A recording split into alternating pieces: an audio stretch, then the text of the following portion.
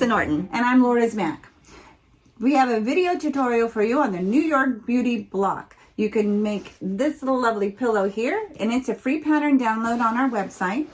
Or you can make this summer on the Delta Quilt Pattern. It also applies. The block is called the Starshine Beauty. The Starshine Beauty is the same for either pattern. All right. There's multiple New York Beauty patterns in the summer and the Delta, but you just need 4 of the Starshines to make the pillow. Let's go to the cutting table. Meet you there. All right, let's get started with the Starshine Beauty. So the first thing you're going to do is you're going to sloppy cut out your template. We're going to start with the C template. So you're going to start by cutting that out, just sloppy, not on the line. Give it at least a good 1/4 inch beyond that line, and then trace those lines on the back side. Don't get out a ruler. It's just real rough. Basically, what we need the lines for is to help us position our fabric on the back, but we will sew the fabric from the front. Now, the other pieces that you're going to need to prep are your template. This is E1. So the ones that don't have any sewing, I like to copy onto cardstock. Then I trim it out, and then I just use it as a template where I draw a pencil line around it and I cut it out. You're going to do that with E, and you'll do that with A. Now, the trick with these two pieces is because they have a curve, you're going to want to cut your pieces out with this curve on the bias. In other words, you need to have your straight of grain and your length of grain with your fabric, so that as this is on the bias, it makes sewing your curve a lot easier. Okay, now that we have these done, we're going to do a little paper piecing on this. And once you've knocked out this one, the paper piecing for the second arc is just the same. Okay, I've already cut out my C pieces, C3, C3PO, C1, C3, C5, and C7 I have in this aqua. Nice. And then my points are going to be in this pretty chai color, and it's C2, C4, and C6, and they're 2.5 by 5 1/4. So I've got my pieces ready. I like to lay out my pieces as I go to sew them. So what I do is the piece that I'm going to sew, I'll start by laying my pieces in order on how they're going to go next, so that I am sure that I have everything I need and that it's going to all fit. So that's how I would lay out my pieces in order to go. Basically, I actually would have started with 5 and worked forward, so it was easier to take my pieces off. But you get the gist of what I'm talking about. I'm just mentally prepping it. Okay. Awesome. Ready to go, sewing machine. Let's go. Let's go ahead and set up our sewing machine so that we're ready to roll. I like to use my open toe foot. This enables me to see the line that I'm sewing on. So you don't need your 1/4 inch seam on this one just yet. Next, you're going to set your stitch length to 1.8. If you're new to this block, new to paper piecing or curved piecing, go ahead and leave it at 2.5. It's a lot easier to seam rip. And then as you get into the groove, just go ahead and lower that stitch length down to 1.8 because it will make it easier to take that paper off. So let's get started. So I've got my template. I have my lines traced. I'm going to start with my first fabric, and I like to position it about 1/4 inch over that first line. Now, I just got these new flathead pins, and they're really nice for paper piecing because I don't have to worry about that big old bump getting in the way. So I'm going to be positioned about 1/4 inch from that line, and then I'm ready for my next piece, which is the point. Now, in the batiks, I love batiks because there doesn't seem to be a wrong side or a right side. So if you're not using a batik though, your first fabric is right side up. Your second fabric then, we're going to position it so it's right side down. So the right sides are facing each other. So you're going to put that second fabric right on top of the first one, and then we're going to flip it over. And we're going to sew right on that first line between 1 and 2. Lower my needle down So we're positioning on the drawn side and we're always sewing on the printed side. That's exactly right. Now some of the machines will have a little stay stitch, and I love that. But if yours doesn't have a little stay stitch, you could always just do a one little back stitch. It just helps keep the seam from unraveling when you're ripping the paper off. But you don't want to do too much back and forth because it's not necessary, and it is difficult to seam rip when we do have to do that. Now I don't go beyond the line, just go sew right on that first line. So I'm going to take my pin out. I'm going to push that over. Now if I was near my ironing board, I would have just gone ahead and pressed that, but I do want to make sure that my piece of fabric clearly covers that second piece by 1/4 inch. Now when we're getting ready to put our next piece on, you know, we're going to be at another angle, and it's really difficult to figure out where that line's going to be. So this is what I like to do. I like to pre-cut my line to be 1/4 inch. To do so, you're going to flip it back over to the side with the printed side on it. Use a postcard. Line your postcard up with that line. Fold it backwards. Use your add a quarter ruler, and add a quarter ruler has a little lip on the edge, and it catches that cardstock quite nicely. That's going to give you your 1/4 inch. So now when you pre-cut your 1/4 inch, it's going to make lining up your next piece much easier. See how much easier that was? So I'm going to make sure that my end covers both ends to where it gets trimmed, and then I'm just going to flip it over to make sure it extends past that line.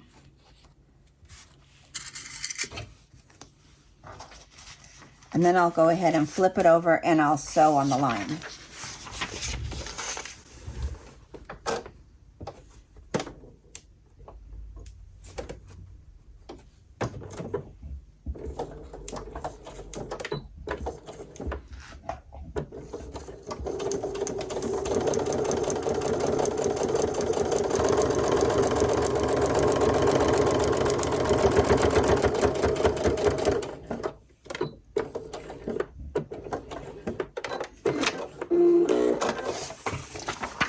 Flip that over. I'm going to finger press that out to make sure it covers everything it was supposed to, covers all the edge. Looks great. So we're going to repeat that same process. I'll flip it over, find the next line between my next two pieces, do the cardstock, and pre-cut my 1/4 inch seam.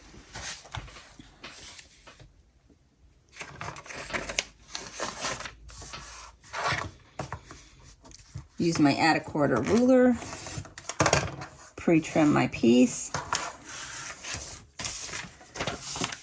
Great, now it's ready for my next.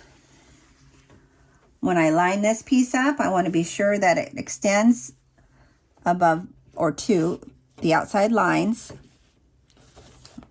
Stick my pin in it, flip it over and sew. And we'll repeat this same process all the way until the end.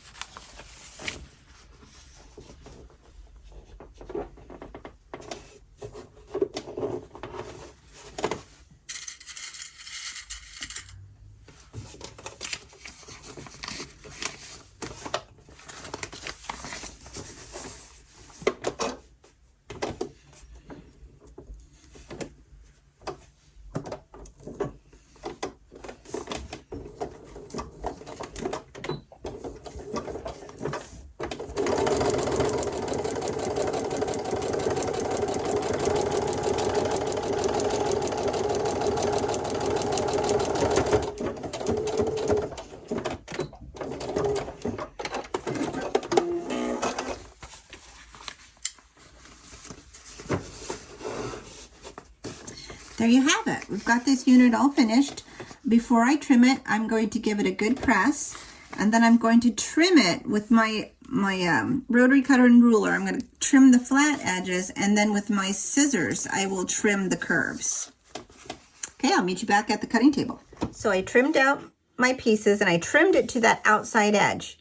And now I'm tearing away my paper. So when I tear the paper away, instead of starting at the end where I could stress out my stitches, I like to tear the paper to the middle, and then it just sort of, with the perforation, just moves on out. There we go, our last piece. So our unit is all done and ready. And now we're ready to do a little curved piecing. So we've got our A piece, our A arc that I'm going to sew onto. No, that's the wrong arc. We have this one. Yes. This one's next, because we still have to make this piece, then the arc. So we've got this piece is what we're going to put on next. So when we're pinning our pieces, my best suggestion is always to find your center. So you're going to fold your piece in half, give it a little bit of crease, fold this piece in half, give it a little bit of a crease, and then you're going to line up those creases.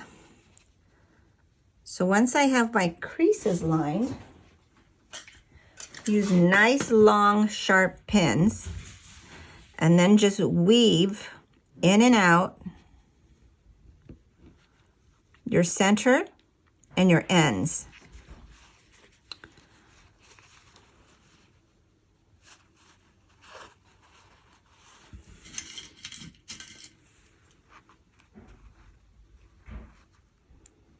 I love the magic pins.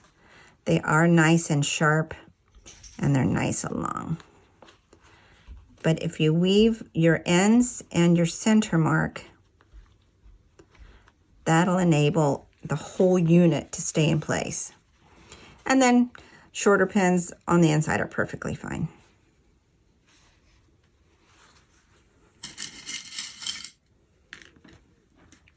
I like to pin about every inch.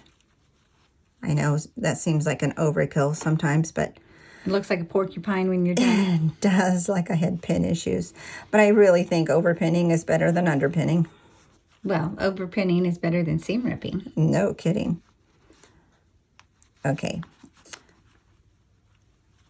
There. I've got my 3 pins weaved. And then I will probably put about 2 in between. I know there's plenty of gals that can sew this curve without even use a pin, and they do just fine. And for me, I just never had that freedom, I guess. I don't know. I'm happier with a pin.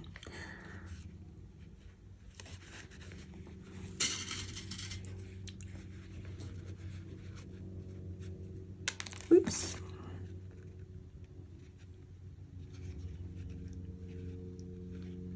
You really don't have to weave in and out the in-between pins, but it is important to weave the middle and the ends.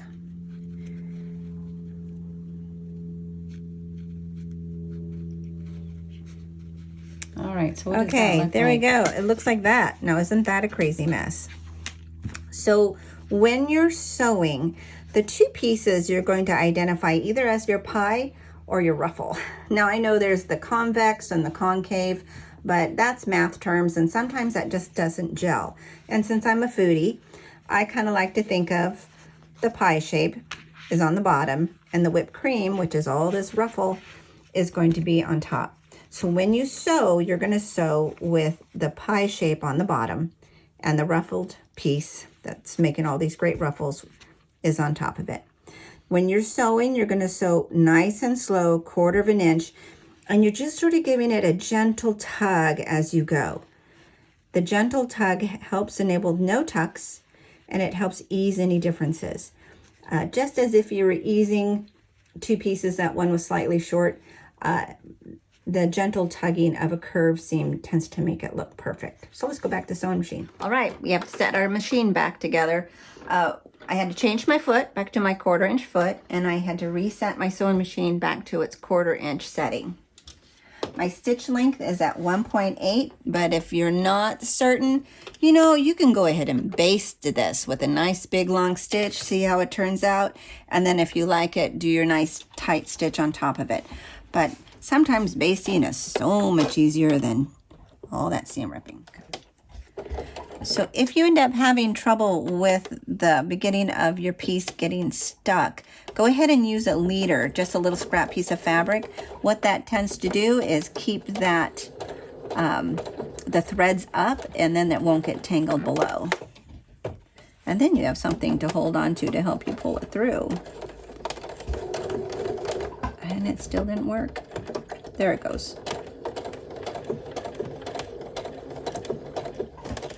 Don't know why it was being persnickety there.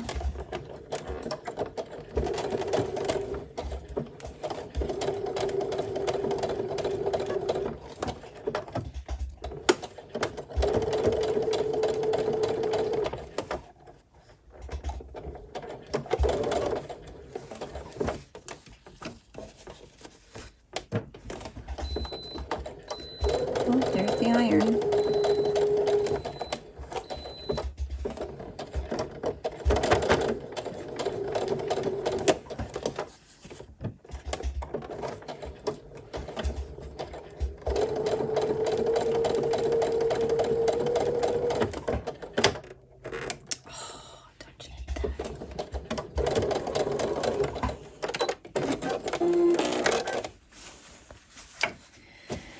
There you go. Beautiful. Got my points gorgeous, nice and smooth, no tucks. All right, we just finished our piece. In pressing it, usually there's directions on whether to press it up or down, but in this pattern, it's going to vary on which block is next to it. So I usually press with the least resistance, and sometimes I have to press it in the opposite direction. But after we got our first 2 done, you're going to do the exact same process. You get your 3rd row on, and then you'll add your very last piece exactly the same, just like we demoed. You're going to fold it, find your center it. Now this one you can't weave all the way, but just put plenty of pins in and it'll come together just great. It's a beautiful block. Have lots of fun.